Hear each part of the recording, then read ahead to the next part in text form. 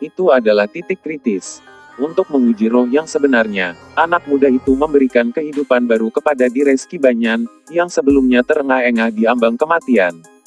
Namun, harga yang telah dibayarkan sangat besar, nyawa semua pembudidaya pengadilan Sungai Sky. Itu adalah pergantian peristiwa yang tak terduga yang membuat sekte penangkal sungai tidak siap. Menurut perkiraan apapun, setelah kumbang kematian dihancurkan, pengadilan Sungai Sky seharusnya menyerah. Bagaimanapun, kematian kumbang itu seharusnya menandakan akhir dari hukuman. Tapi sekarang semuanya telah berubah. Reski Banyan meraung ketika kerangka besarnya naik di atas sungai Heavenspan. Akar yang tak terhitung jumlahnya terhubung ke kedua sisi tepi sungai, membuatnya tampak hampir seperti raksasa. Di luar pondok kayu, bocah itu mengerutkan kening. Dia sama sekali tidak peduli tentang kematian pengadilan Sungai Sky, atau tentang apa yang dilakukan sekte pembangkang sungai. Dia hanya peduli tentang bayi perempuan itu. Jadi, dia hanya bisa tetap aktif selama 10 napas waktu, ya. Bocah itu menggelengkan kepalanya dengan sedih. Setelah beberapa saat, ekspresi kesedihan muncul di mata pria tua itu, dan bahkan rasa sakit. Dia hampir tampak ragu-ragu tentang beberapa keputusan. Adapun semua klan dan sekte pembudidaya lain yang datang untuk mengamati pertempuran, mereka benar-benar terguncang dengan apa yang mereka lihat, dan hampir tidak bisa mengendalikan pernapasan mereka sendiri. Itu benar terutama mengingat bahwa mereka telah melihat kumbang maut yang kuat terhapus dengan satu gelombang jari. Kemudian Reski Banyan tiba-tiba melonjak dengan kekuatan hidup. Semua orang mulai mundur, gemetaran.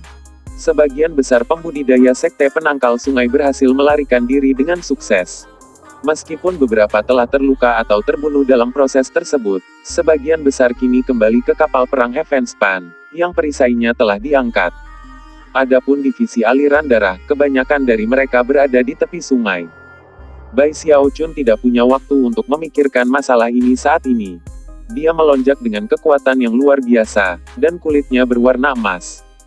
Perasaan berada di puncak kulit yang tak mati dan daging yang tak mati membuat dia merasakan bahwa dia bisa melemparkan gunung dan mengeringkan laut.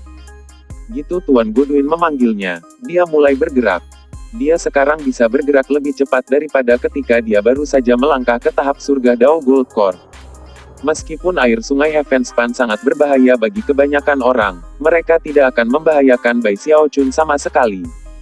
Dengan demikian, dia terjun ke dalam air dan menembak ke bawah menuju leluhurnya darah. Hanya perlu beberapa saat sebelum mata leluhurnya darah terbuka dan mulai bersinar dengan cahaya keemasan. Perlahan tapi pasti, leluhurnya darah bangkit berdiri. Sebelumnya, hal seperti ini tidak mungkin terjadi. Bai Xiaochun membutuhkan kekuatan gabungan yang tak terhitung pembudidaya divisi darah lainnya untuk mengendalikan leluhurnya darah. Tapi sekarang, dengan susah payah, dia bisa melakukannya sendiri.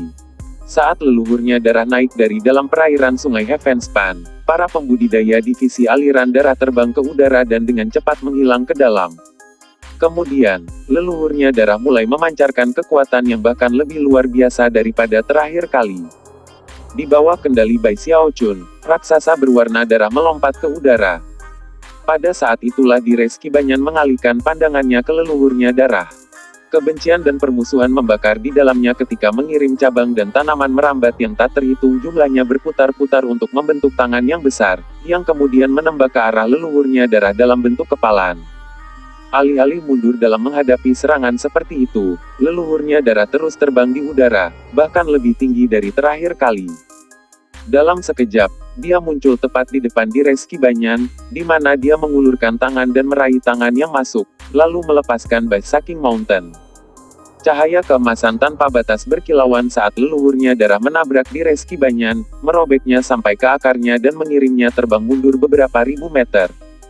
Setiap orang yang menonton hampir tidak bisa mempercayai mata mereka sendiri. Peristiwa yang diputar hari ini benar-benar melampaui imajinasi siapapun yang hadir, sampai pada titik di mana mereka hampir merasa seolah-olah mereka tercekik. Leluhurnya darah dan Reski Banyan adalah raksasa-raksasa, cukup besar untuk menjadi markas besar sekte besar. Dan di sini mereka bertempur dengan jarak dekat. Setiap pukulan yang dilepaskan mengandung kekuatan untuk menghancurkan langit dan bumi. Gelombang kejut meledak ke segala arah, mengirim bumi dan tumbuh-tumbuhan di mana-mana. Bahkan air sungai Heavenspan terpengaruh. Raksasa dan pohon itu bertempur maju mundur tanpa henti melintasi bentang alam, menumbangkan gunung dan menebas kawah besar ke bumi. Tentu saja, Dires Ki Banyan belum benar-benar pulih. Itu hanya dibantu dengan diberi makan kekuatan hidup seluruh Sky River Court. Pohon itu sudah lama ditakdirkan untuk mati. Mengingat intensitas pertempuran, itu tidak akan lama sebelum luka-lukanya berkobar di luar kendali, dan itu menyelinap pergi ke kematian. Pohon yang sangat besar mengeluarkan raungan amarah saat dipukul mundur dan mundur. Karena serangan tak henti-hentinya dari leluhurnya darah, Dires Ki Banyan tidak dapat mengambil inisiatif. Bai Xiao Chun sudah menjadi sangat nyaman dalam kendali atas tubuh raksasa. Surga Dao Gold Core-nya melonjak dengan energi, melepaskan kekuatan konstan. Inti Raja Surgawinya yang abadi juga mendidih, melepaskan kekuatan tubuh kedagingan yang tak terbatas. Dengan bertambahnya basis kultivasinya, Bai Xiao Chun juga bisa mengirim kesadarannya ke batas yang lebih besar. Pikirannya sekarang memenuhi leluhurnya darah, dan pada saat yang sama, tubuh kedagingannya membentuk resonansi, memberinya tingkat kontrol yang belum pernah terdengar. Kadang-kadang, dia bahkan lupa bahwa dia sebenarnya berada di dalam leluhurnya darah. Sepertinya dia benar-benar leluhurnya darah. Mati. Dia melolong. Namun, suaranya keluar dari mulut leluhurnya darah, bergemuruh seperti guntur. Dires Ki Banyan didorong mundur lagi. Namun, sebelum itu bisa sangat jauh, Bai Xiao Chun meraih lengannya, melemparkannya ke udara. Dires Ki Banyan terbanting ke tanah agak jauh, kemudian berjuang untuk bangkit kembali. Sementara itu, kabin kayu di dalam pohon besar tidak terpengaruh sama sekali. Bocah itu masih berdiri di luar, ekspresi serius di wajahnya. Adapun orang tua itu, tatapan tekad akhirnya membeku di matanya. Sambil menarik napas panjang, dia mengulurkan tangan dan mendorong tangannya ke bawah ke batang pohon. Pada saat itu, tubuhnya layu, dan aura kematian yang kuat benar-benar mengelilinginya. Bocah itu memandangnya. "Rekan Daois," katanya dengan dingin, "tolong maafkan tindakan aku dari beberapa saat yang lalu. Aku terjebak dalam panasnya momen, dan keinginan aku untuk berinteraksi dengan orang luar. Itu tidak adil bagimu, dan itu juga membuat segalanya sulit bagi Sekte Penangkal Sungai. Ah, baiklah jika ini adalah pilihan yang ingin kamu buat, jadilah itu. Dengan kehidupan baru dihembuskan ke Ski Banyan, tanda kamu akan tertinggal selamanya. Itu juga akan berfungsi sebagai sedikit balasan untuk Sekte Penangkal Sungai di pihak aku." Dengan itu, dia melambaikan lengan bajunya di belakangnya, melangkah ke udara, dan menghilang. Pria tua itu tidak mengatakan apa-apa ketika bocah itu menghilang. Dia memandang ke arah pepohonan besar yang berjuang, dan pada saat yang sama, tubuhnya layu. Semua orang di Sky River Court sudah mati, dan dia juga tidak punya waktu lebih lama untuk hidup. Oleh karena itu, ia memilih untuk mengorbankan dirinya untuk memberi Dires Ki Banyan kesempatan untuk hidup. Pada saat yang sama, sebagian dari kehendak dan kekuatan hidupnya sendiri akan tetap tertinggal di dalam pohon.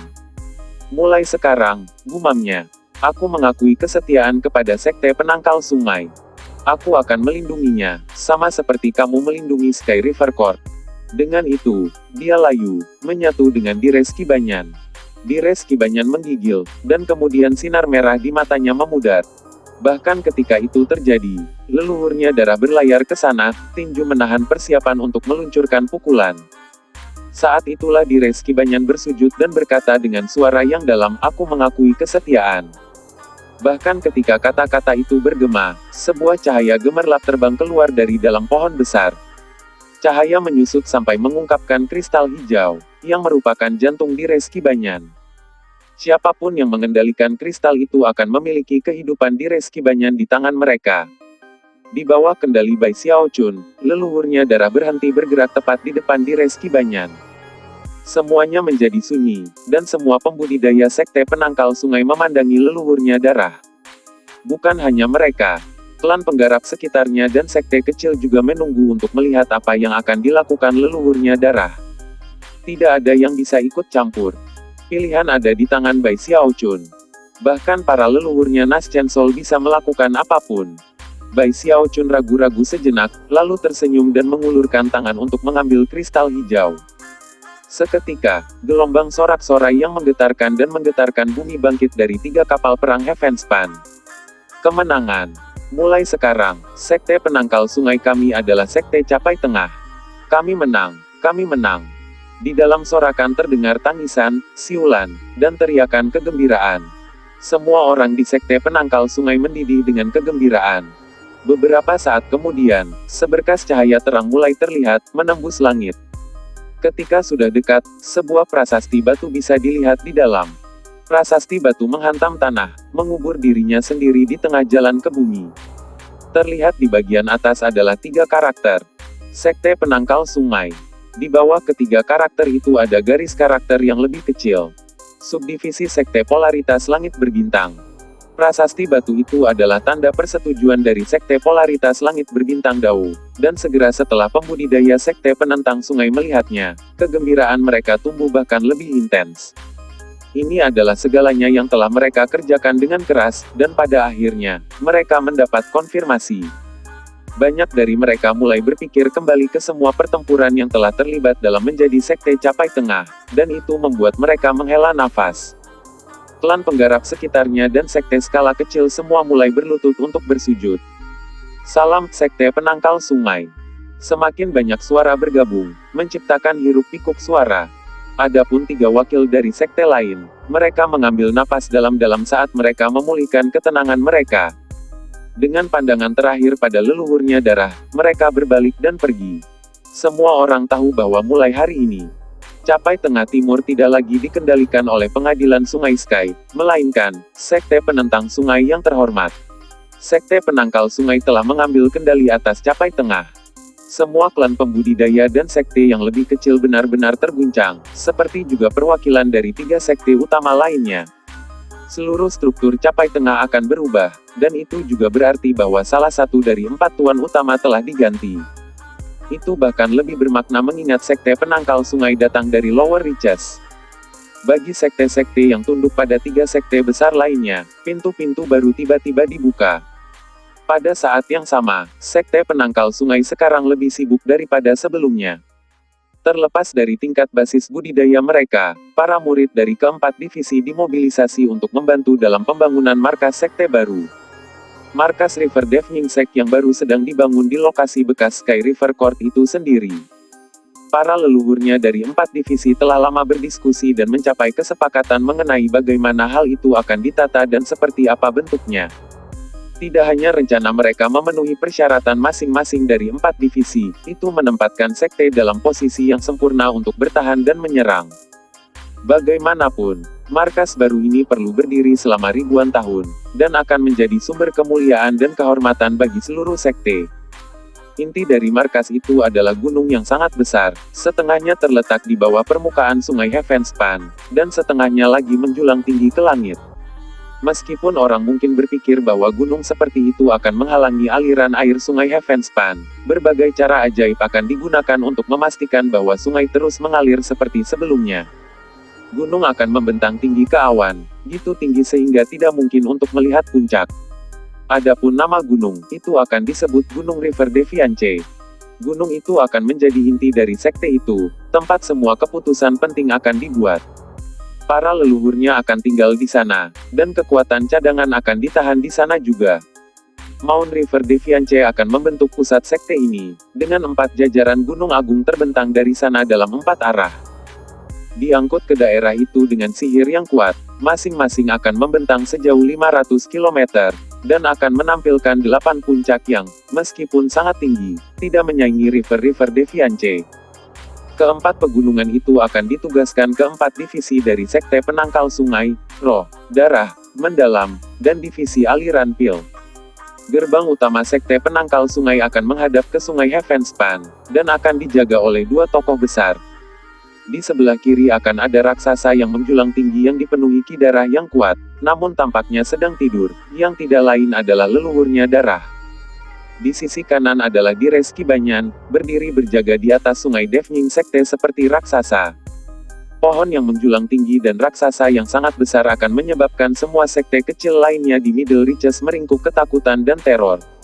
Tata letak yang direncanakan dari Sekte Penangkal Sungai tampaknya sederhana, tapi kebenarannya adalah banyak pemikiran telah dimasukkan ke dalamnya.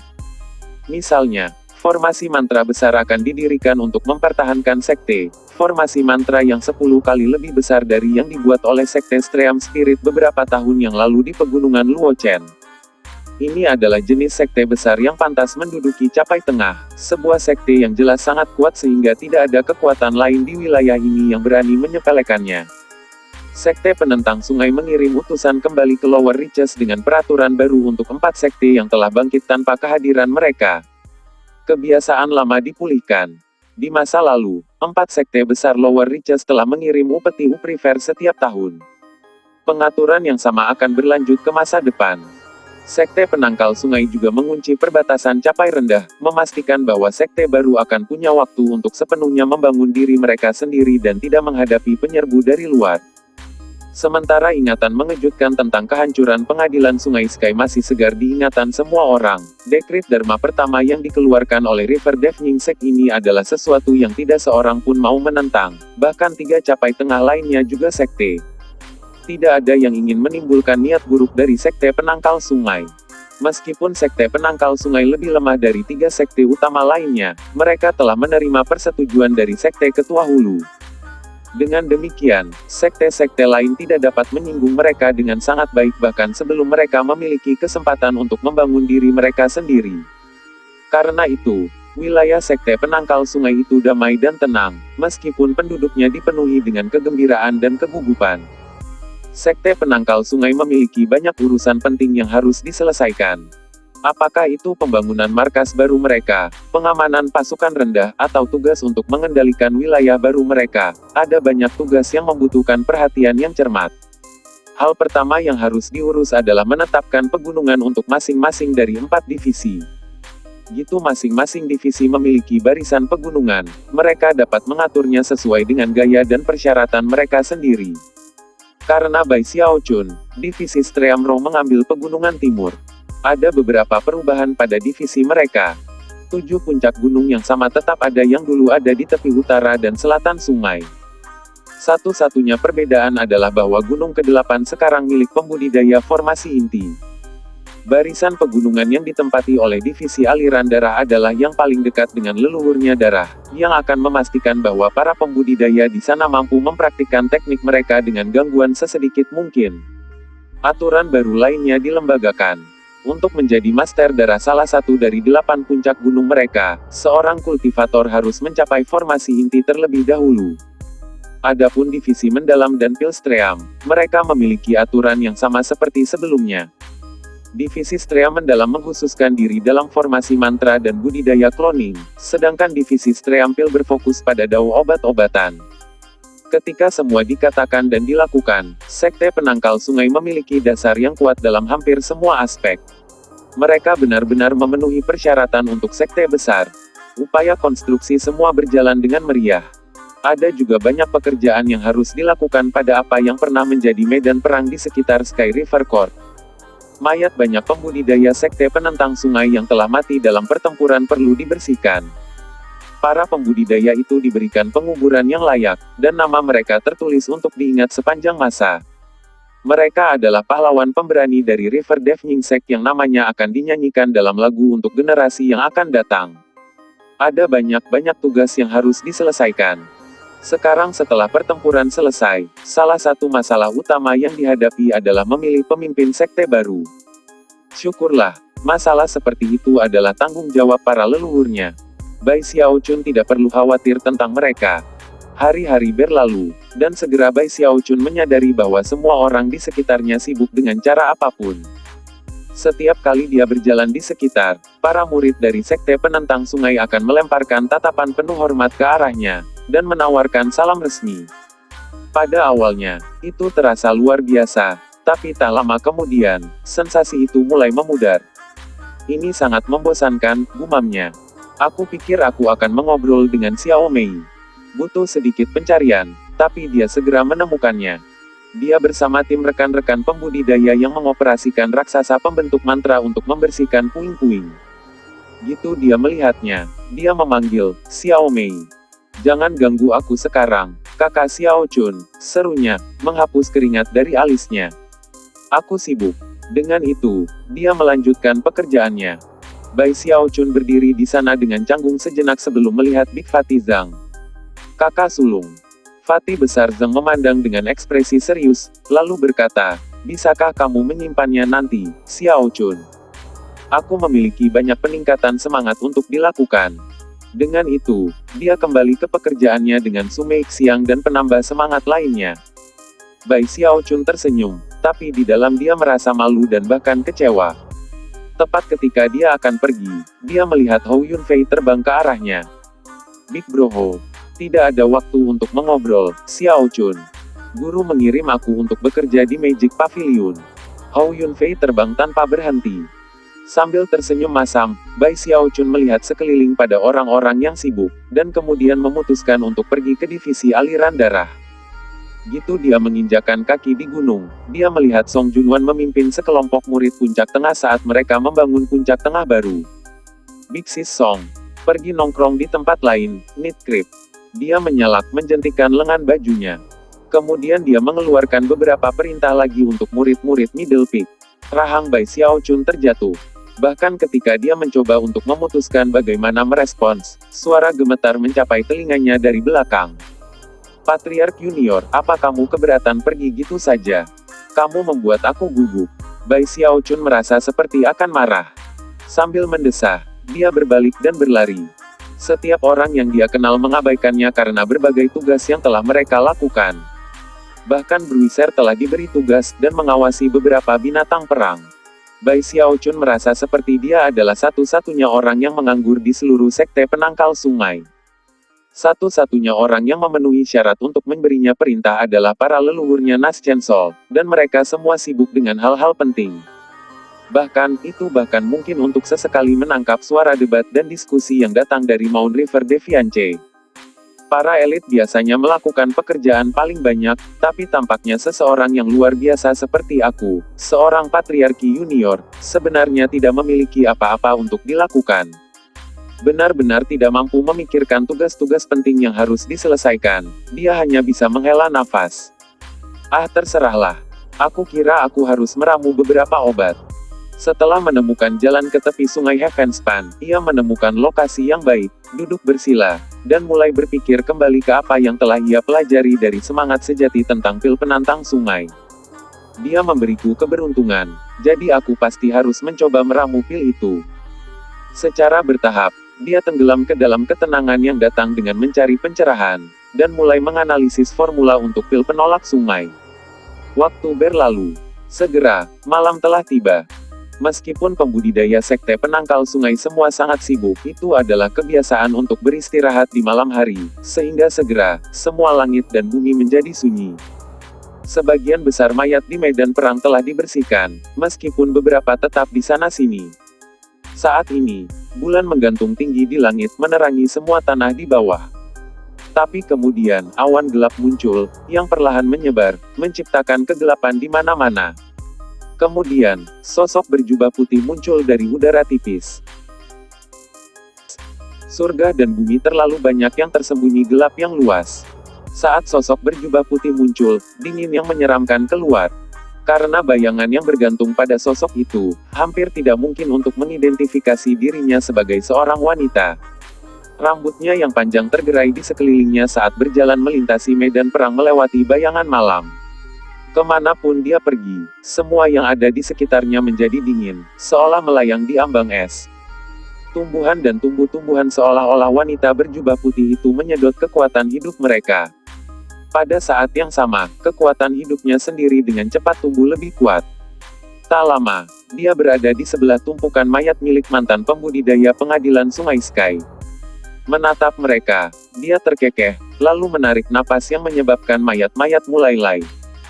Dalam waktu singkat, mayat-mayat itu menjadi tidak lebih dari kerangka yang tampak seperti mereka telah mati selama bertahun-tahun. Wanita muda itu tidak berhenti di situ. Dia melanjutkan sepanjang medan perang, menyebabkan banyak mayat bertransformasi menjadi kerangka. Ketika ini terjadi, tubuhnya menjadi semakin berbeda. Pada akhirnya, dia sedikit mendorongnya untuk melonggarkannya, lalu ke lokasi lain di mana jumlah besar mayat pembudidaya Sky River Court masalah. Lokasi ini milik divisi aliran darah, dan mayat-mayat ini disisihkan untuk digunakan dalam pemurnian mayat mereka. Seluruh area disegel rapat dengan formasi mantra, namun, mereka tidak menimbulkan hambatan bagi wanita muda itu. Dia melayang menembus mereka sampai dia tepat di atas mayat. Kemudian, sinar aneh bisa terlihat di matanya saat dia sekali lagi menarik napas dalam-dalam. Jumlah besar mayat mulai lay. Dalam mata, lebih dari 10.000 mayat berubah menjadi tidak lebih dari tulang. Beberapa dari tulang-tulang itu bahkan larut menjadi abu. Pada titik ini, fitur wanita muda itu bahkan lebih jelas. Setelah beberapa saat berlalu, dia bersendawa ringan, lalu perlahan membocorkan ke atas ke langit. Awan gelap mulai memudar, dan seberkas cahaya bulan jatuh untuk mengungkapkan wajahnya. Yang mengejutkan, wanita muda itu adalah Gong Sun Wan Er. Ya, aku tidak lagi lelah, tapi sayang sekali mereka semua sudah mati. Kalau saja aku bisa makan sesuatu yang hidup. Menut mulutnya, dia terkekeh, lalu berbalik dan menghilang ke udara. Dengan kepergiannya, awan gelap menghilang sepenuhnya, memungkinkan cahaya bulan bersinar ke bidang tulang putih. Tidak ada yang mendeteksi Gong Sun Wan malam itu, bahkan para patriark Nas Chen Sol. Bai Xiao Chun tiba-tiba bersin saat perasaan dingin menyapu dirinya. Muncul dari trans pemikirannya, dia melihat sekeliling, kemudian, setelah melihat sesuatu yang tidak biasa, menutup mata lagi. Keesokan paginya subuh, para murid yang bertanggung jawab atas mayat tiba-tiba menyadari bahwa mayat-mayat itu tidak lebih dari tulang kering. Rahang mereka jatuh, dan tak lama kemudian teriakan alarm naik ke udara. Masalah itu langsung menyebabkan kegemparan besar di sekte yang membela sungai. Apa-apa yang bisa terjadi? Surga, bagaimana mungkin semua mayat di sini semalam? Bahkan tidak ada darah atau daging yang tersisa sama sekali. Mereka terlihat seperti mereka sudah mati sejak lama. Mereka jelas tidak terlihat seperti itu kemarin. Petik 2. Ketika berita itu menyebar, semua orang benar-benar terguncang. Bahkan pertemuan patriark tentang aturan-aturan permainan di dalam penelitian. Bai Xiao Chun akhirnya terganggu oleh raket, dan dengan cepat pergi untuk melihat apa yang sedang terjadi. Ketika dia melayang di udara, dia mendengar berbagai diskusi, dan kemudian melihat mayat-mayat di medan perang. Apa yang terjadi? Pikirnya, kaget. Fakta bahwa semua daging dan darah telah lenyap dari mayat-mayat menciptakan merasa sangat buruk. Itu pada saat yang tepat bahwa lebih dari 10 sinar ditembakkan dari Mount River Defiance. Itu adalah leluhurnya dari 4 divisi, yang memiliki ekspresi yang sangat serius di wajah mereka ketika mereka melaju ke arah distrik pemurnian mayat divisi darah. Di belakang mereka ada jumlah besar pembudidaya formasi inti. Melihat apa yang terjadi, Bai Xiao Chun dengan cepat terbang untuk bergabung dengan mereka. Sekelompok besar pembudidaya telah berkumpul di daerah itu, dan sedang ditempatkan situasi. Ketika mereka melihat para patriark dan ahli formasi inti, mereka dengan cepat terdiam. Namun, ekspresi penasaran bisa terlihat di wajah mereka. Mereka bisa mengatakan bahwa kejadian malam sebelumnya jelas bukan masalah kecil. Jelas, fakta darah dan daging telah terkuras berarti seseorang atau sesuatu telah melakukan perbuatan itu. Jika berita itu menyebar, pasti bisa menimbulkan masalah. Para leluhurnya Nas Chen Sol segera tiba di distrik pembersihan mayat dan mulai. Tak lama, ekspresi mereka mulai berkedip. Itu terutama berlaku pada 3 patriark yang paling kuat, lingkaran besar pakar jiwa Nas Chen Frigid Sek, Master Godwin, dan Crimson Soul. Mereka bisa merasakan aura yang tersisa di daerah yang menyebabkan ekspresi mereka menjadi sangat suram.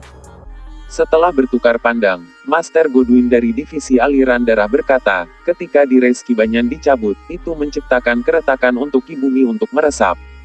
Itulah yang menyebabkan acara ini. Tidak perlu bagi siapapun untuk panik. Aku akan menyiapkan beberapa formasi mantra untuk menjaga bumi tertutup. Selanjutnya, Frigid Sek dan Crimson Soul juga membuat pernyataan serupa. Mempertimbangkan reputasi mereka di sekte itu, kata-kata seperti itu dengan cepat meredakan sebagian besar murid.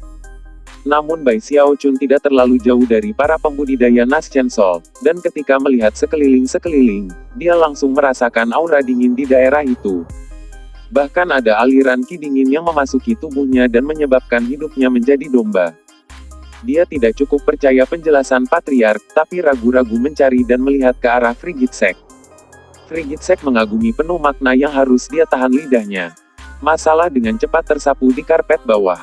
Keempat divisi mempercayakan murid-murid utama untuk memandu aliran percakapan di sekte ini, ditambah dengan fakta bahwa semua orang gitu sibuk, dan bahwa tidak ada pembudidaya hidup yang terpengaruh, memastikan bahwa diskusi tentang masalah ini memudar dengan cepat. Meskipun beberapa orang memendam kecurigaan, tidak ada yang berusaha menggali informasi lebih lanjut. Namun, malam itu juga, ada pertemuan rahasia di Gunung River Deviance antara para leluhurnya dan para pembudidaya formasi inti. Bai Xiaochun hadir. Master Godwin dari Divisi Aliran Darah mengamati para penggarap formasi inti yang berkumpul, lalu perlahan mulai menjelaskan. Hal yang paling-paling adalah bahwa tidak seorang pun dari kita patriark yang mendeteksi sesuatu yang tidak biasa selama kejadian aneh. Mayat-mayat itu benar-benar kehabisan darah dan daging, dan meskipun mereka tidak memiliki kekuatan hidup sejati, mereka akan mengandung kekuatan aneh lainnya. Yang lebih aneh adalah mayat-mayat itu awalnya memiliki aura kematian yang kuat. Namun, inspeksi aku sebelumnya tidak mengungkapkan jejak aura seperti itu. Satu-satunya aura yang tersisa di daerah itu adalah sesuatu yang sangat menyeramkan, sesuatu yang mirip dengan kekuatan 9 kata di dunia bawah. Aku hanya bisa berharap kesimpulan kita para patriark dalam masalah ini tidak salah. Dari apa yang bisa kami katakan, sesuatu mengunjungi sekte penangkal sungai semalam, sesuatu yang bahkan tidak seharusnya ada di dunia yang hidup, hantu yang kuat dari beberapa entitas mati. Hanya hantu-hantu orang mati yang hidup dengan aura kematian. Selanjutnya, setelah mencapai tingkat kekuatan tertentu, hantu seperti itu membutuhkan kekuatan hidup dari makhluk hidup. Petik 2. Menimbang bahwa Master Godwin adalah Master Taois jiwa yang baru lahir, semua orang hanya mendengarkan kata-katanya dan membawanya ke dalam hati. Para pembudidaya inti formasi benar-benar terkejut. Adapun Bai Xiaochun, wajahnya kehabisan darah. Hantu, pikirnya, mengangkat berdiri. Adalah Patriark Crimson Soul yang berbicara selanjutnya, suaranya serak cahaya aneh berkilau di matanya. Tidak perlu khawatir. Kami memberi kamu informasi ini sehingga kamu dapat berjaga-jaga. Para leluhurnya lainnya dan aku akan membuat formasi mantra kedap udara. Jika hantu itu muncul lagi, kami akan memastikan itu benar-benar hancur.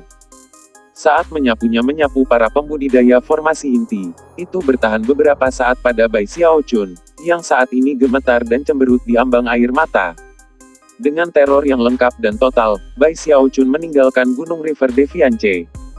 Pikirannya berada di dalam total, dan dia tidak bisa berhenti memikirkan bagaimana tiba-tiba keluar dari diskusi malam sebelumnya. Pada saat itu, kulitnya mulai situs. Jangan katakan padaku bahwa ada sesuatu yang najis keluar mencariku semalam. Setelah mencapai titik ini dalam pemikirannya, Bai Xiaochun hampir berteriak. Tidak berani kembali ke tempat ia telah meramu pil sehari sebelumnya, ia memutuskan untuk tetap berada di Mount River Deviance. Sejauh menyangkut dirinya, tetap dekat dengan para leluhurnya yang jelas akan menjadi hal yang paling aman untuk dilakukan.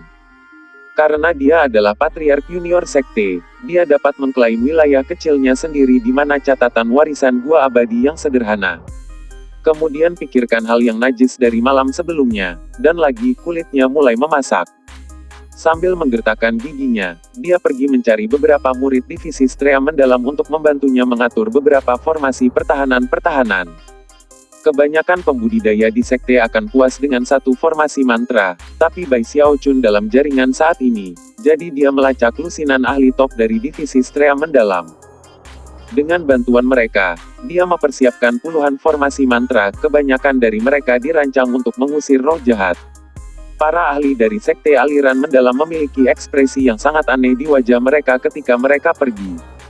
Namun, Bai Xiaochun masih belum merasa aman. Sambil menggertakkan giginya, ia menghabiskan sejumlah besar uang untuk membeli sejumlah besar kertas, sebagian besar dari mereka dirancang untuk mengusir atau menekan roh jahat. Setelah menempelkan gitu banyak jimat ke dirinya sendiri sehingga tampak seperti kue beras ketan rebus, akhirnya dia merasa nyaman. Hal najis itu tidak akan berani membuat masalah bagi saya sekarang. Aku dekat dengan para leluhurnya, aku memiliki banyak formasi mantra yang disiapkan, dan semua jenis jimat siap. Aku menolak untuk percaya bahwa hantu akan menginjakan kaki ke arah aku. Menghirup nafas lega, ia berjalan keluar dari pintu depan guanya yang abadi. Beberapa hari kemudian, pekerjaan di markas sekte berlanjut. Tidak ada lagi insiden yang terjadi, dan semua orang akan segera melupakannya seandainya bukan karena fakta bahwa Bai Xiaochun hanya muncul di tempat terbuka yang diselimuti jimat kertas. Su Baokai dan beberapa teman lainnya sangat ingin tahu tentang situasi ini, dan Bai Xiaochun tidak bisa menolak untuk mengatakan kepada mereka kebenaran dari masalah ini. Oleh karena itu, dia menggunakan berbagai kata-kata yang tidak jelas untuk menjelaskan bahwa sekte penangkal sungai dihantui oleh hantu. Su Baokai dan yang lainnya cukup ketakutan, dan segera mulai meniru Bai Xiaochun, memplester semua jenis jimat kertas pada diri mereka sendiri untuk mengusir roh jahat. Tentu saja, mereka tidak menggunakan sebanyak yang dilakukan Bai Xiaochun. Jimat Bai Xiaochun menutupi hampir setiap inci tubuhnya selain wajahnya. Ketika dia keluar dan sekitar, rahang akan jatuh, dan mata akan melebar. Apakah itu Zhou Xinqi atau Ghost Fang, Song Ke atau Nine Isles, mereka semua benar-benar terkejut. Suatu malam ketika Bai Xiaochun mondar-mandir tentang dihiasi dengan jimat, ia kebetulan bertemu dengan Gong Sun Wan Er. Bahkan dia terkejut dengan penampilan Bai Xiaochun. Zhao menjatuhkan diri, dia berkata, "Tetua Broter Xiaochun, apa yang kamu?" "Yah, jika itu bukan junior sister Gong Sun." Bai Xiaochun memandangnya dari atas ke bawah, lalu memandang sekitarnya dengan sembunyi-sembunyi, melangkah lebih dekat, dan berbisik, "Lihat, aku akan memberitahumu sesuatu yang harus kamu rahasiakan. Sekte penangkal sungai dihantui oleh hantu. Itu sebabnya aku memiliki semua jimat kertas ini, untuk mengusir roh jahat." Mata Gong Sun Wan menjadi lebih lebar. Sesaat berlalu, dan dia bercanda memandangnya dari atas ke bawah, lalu mengulurkan tangan dan menggosok beberapa jimat. Akhirnya, dia memaksakan senyum ke wajahnya, berjanji bahwa dia tidak akan memberitahu orang lain, dan pergi. Merasa sangat senang dengan dirinya sendiri, Bai Xiaochun melanjutkan perjalanannya. Akhirnya, semua orang berbicara tentang masalah sekte yang dihantui. Pada saat para leluhurnya dari 4 divisi menyadari apa yang terjadi, sudah terlambat untuk memadamkan desas-desus. Penampilan Bai Xiaochun yang eye-catching membuat mereka frustrasi dan menggelengkan kepala dengan masam. Dia di Gold Core, dan dia masih takut pada hantu. Selain itu, hantu itu sangat kuat sehingga jimat kertas yang dia kenakan akan sama sekali tidak berguna melawannya. Sambil tertawa kecil, para patriark memutuskan untuk mengabaikan masalah itu. Beberapa hari lagi berlalu, dan ketika Bai Xiaochun menyadari bahwa tidak ada lagi insiden yang akan datang, ia akhirnya mulai merasa lebih nyaman. Sambil mendesah secara emosional, dia berkata, "Tidak masalah iblis atau hantu apapun muncul, dengan pakaian khusus anti-iblis aku, semuanya tidak akan berubah menjadi abu. Sekali lagi, aku telah menyelamatkan sekte ini. Tidak ada yang tahu sejauh mana sebenarnya apa yang telah aku, Patriark Junior dari Sekte Penangkal Sungai, lakukan untuk membantu semua teman-teman murid aku yang lain." Saat ini sudah larut malam, dan dia sedang duduk bersila di dalam keabadiannya. Gua bermeditasi. Namun, bahkan ketika kata-kata itu keluar dari mulutnya, riak menyebar ke lantai. Itu adalah riak-riak aneh yang tampaknya memisahkan daerah itu dari dunia luar, dan mereka disertai oleh dingin yang dingin. Perkembangan tiba-tiba menyebabkan mata Bai Xiaochun melebar, dan jeritan melengking keluar dari bibirnya. Dia melompat berdiri, menamparkan tasnya memegang dan menghasilkan setumpuk besar jimat kertas menangkal kejahatan. "Keluar dari sini. Menjauh. Aku berbahaya. Aku memakai ratusan jimat penangkal kejahatan." Namun, bahkan ketika dia mundur, gemetar, seberkas cahaya merah melesat keluar dari tasnya yang memegang, yang tidak lain adalah topeng yang dia kenakan selama dia sebagai Nitkrip. Topeng itu bergetar, dan memancarkan riak, dan segera, suara seorang lelaki tua mulai berbicara dari dalam topeng itu. Kamu siapa?" Bai Xiaochun menjerit. Tanpa ragu-ragu, dia melemparkan seluruh tumpukan jimat kertas ke topeng, dan kemudian menuangkan semua kekuatan inti emas surga Dao yang dia bisa ke dalamnya. Di dalam tumpukan itu ada jimat menyegel, menghancurkan, dan menangkal, dan gitu kekuatan menghantam mereka hampir meledak. Gemuruh memenuhi udara, dan topeng itu bergetar ketika jimat kertas yang tak terhitung jumlahnya menamparkan ke bawah. Apapun hubungannya dengan tanah terputus, dan topeng itu jatuh. Pada saat yang sama, fluktuasi menghilang, dan semuanya kembali normal. Butir-butir keringat menutupi dahi Bai Xiaochun. Bahkan dalam panasnya saat itu, dia tahu bahwa suara yang berbicara bukanlah hantu yang dia takuti, melainkan kelompok misterius yang ada di balik topeng. Beberapa saat kemudian, jiwa Nitrip peniru terbang keluar dari topeng, gemetar ketakutan. Melihat Bai Xiaochun, dia menangis. Mereka datang. Mereka benar-benar datang.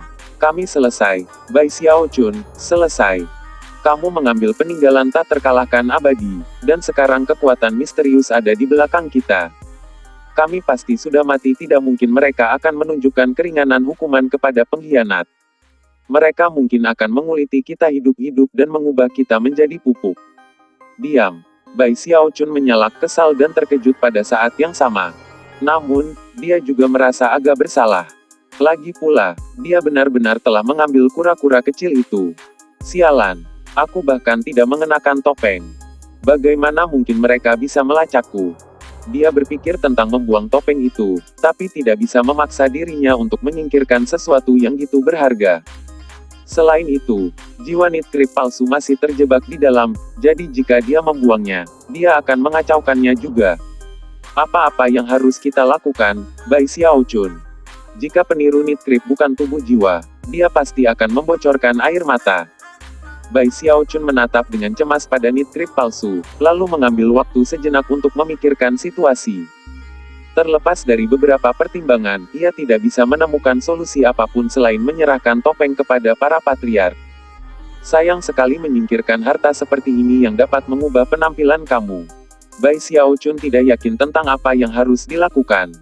Setengah bulan berlalu, dan ketika tidak ada lagi yang terjadi dengan topeng itu, dia akhirnya mulai tenang. Asteris. Pekerjaan di markas sekte mendekati kesimpulannya.